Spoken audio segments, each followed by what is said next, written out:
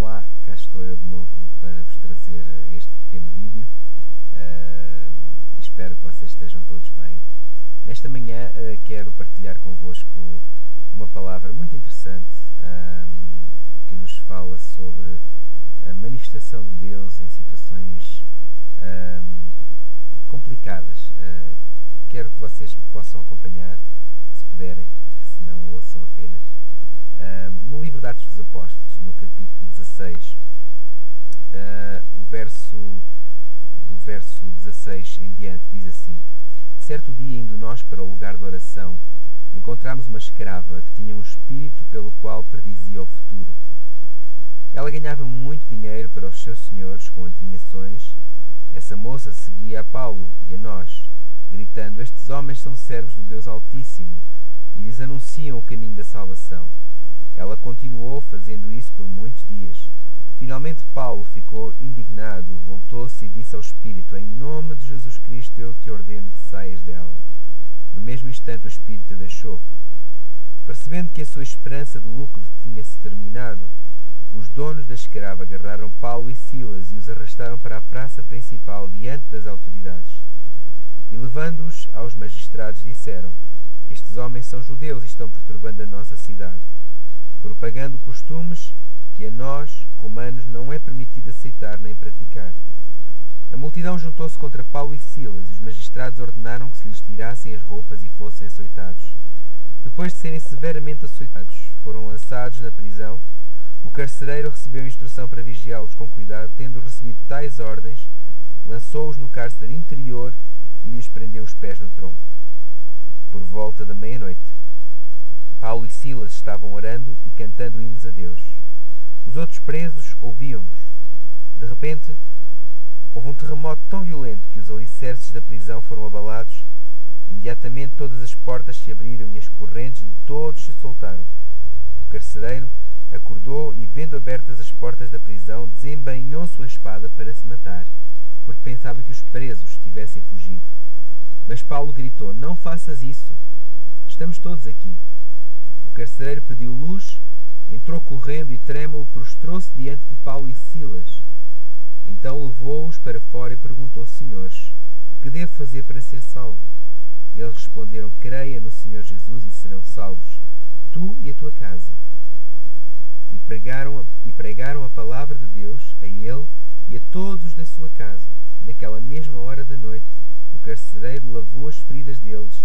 Em seguida, ele e todos os seus foram batizados. Então os levou para a sua casa, serviu-lhes uma refeição e com todos os da sua casa alegrou-se muito por haver crido em Deus. Quando amanheceu, os magistrados mandaram os soldados ao carcereiro com esta ordem: Solte estes homens. O carcereiro disse a Paulo: Os magistrados deram ordens para que você e Silas fossem libertos. Agora vocês podem sair em paz. Mas Paulo diz aos soldados: Sendo nós cidadãos romanos, eles nos açoitaram publicamente, sem processo formal, e nos lançaram na prisão. E agora querem livrar-se de nós secretamente? Não. Venham eles mesmos e nos libertem. Os soldados relataram isso aos magistrados, os quais, ouvindo que Paulo e Silas eram romanos, ficaram atemorizados. Vieram para se desculpar diante deles e, conduzindo-os para fora da prisão, pediram-lhes que saíssem da cidade. Depois de saírem da prisão, Paulo e Silas foram à casa de Lídia, onde se encontraram com os irmãos e os encorajaram, e então partiram. Meus queridos, até aqui a palavra de Deus fala-nos de um momento muito interessante em que Paulo e Silas foram presos injustamente. Foram presos porque libertaram uma mulher, porque expulsaram de uma mulher um espírito de adivinhação. Mas não vou nesta manhã centrar nesta parte da mensagem bíblica. Queria que vocês se centrassem no momento em que Paulo e Silas começam a orar e a louvar a Deus. Sabem, eles fazem-no de uma forma pública, não em secreto, não calados, não quietos, mas de uma forma pública. E de acordo com o texto, há aqui um milagre fantástico que acontece, não é? Há um terremoto, há uma revolução da terra e eles acabam por ser livres, por ser libertos. Meus amados, O que eu quero nesta manhã trazer ao vosso coração é que orar, louvar a Deus e dar testemunho publicamente no meio das adversidades e das injustiças traz grande bênção à nossa vida.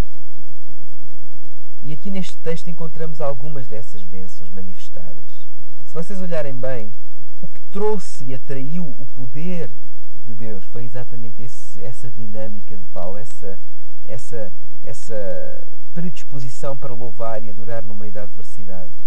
Então, meus queridos, louvar e adorar publicamente, dar testemunho de Deus publicamente, mesmo quando estamos a passar grandes dificuldades, atrai a manifestação do poder de Deus. Meus queridos, provoca também libertação à nossa volta e na nossa vida. Repare, Silas e Paulo começaram a louvar e não foram só eles que foram libertos daquele cativeiro. Todos os outros presos poderiam ter sido libertos. Aliás, foram libertos, mas podiam sair da prisão se quisessem, podiam fugir. Não é? Portanto, dar louvor a Deus no meio da adversidade também provoca libertação à nossa volta. Em terceiro lugar, faz com que as outras pessoas que estão ao nosso lado, quando nos veem louvar e adorar e exaltar a Deus e dar testemunho de vida, de fé, de alegria do nosso Deus, em momentos que nós estamos a passar por grandes dificuldades, faz com que os outros percebam: este é diferente, esta pessoa tem alguma coisa que eu preciso ter, esta pessoa é, na verdade, um filho de Deus, um filho do reino. E as pessoas vão olhar e vão fazer como aquele carcereiro, vão dizer: fala-nos do teu Deus, diz-me o que eu preciso fazer para ser salvo, leva-me ao conhecimento desse Deus que tu apregoas e que tu anuncias.